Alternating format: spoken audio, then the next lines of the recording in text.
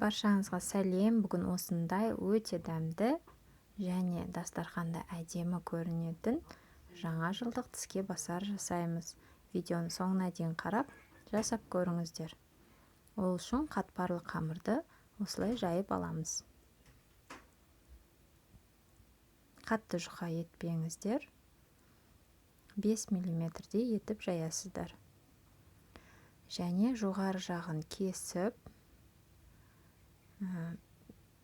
шырша түрінде, жаңа жылға болғандықтан шырша түрінде жасап көрсетіп жатырмын.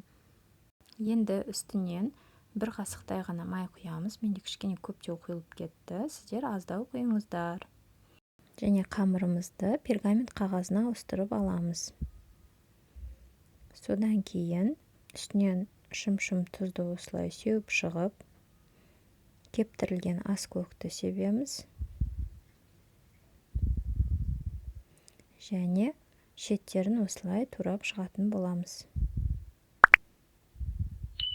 Менің арнама жазылып, жаңа рецепттерді тамашалап отыру үшін қоңыраушаны басып қоюды ұмытпаңыздар. Енді осылай әр талшығын осылай бұрап қоямыз.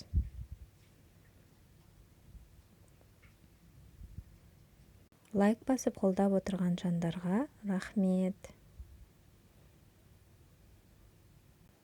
Және жұмыртқаның сарысын осылай бетінен жағып шығамыз. Және тіске басарды 180 градуста 20-25 минуттай пісіріп аламыз. Пісейін деп қалған уақытта сырды бетінен салатын боламыз.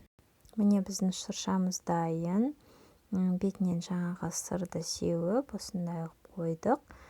Және осының үстінен енді кішкене аскөк салып қойсаңыздар болады. Дастарханға өте әдемі көрінеді. Жаңа жылдық дастархандарыңызды әсемдеп осылай жасасаңыздар керемет болады. Баршаңызға рахмет. Жасап көріңіздер. Сіздермен болған Жұлдызай. Сау болыңыздар.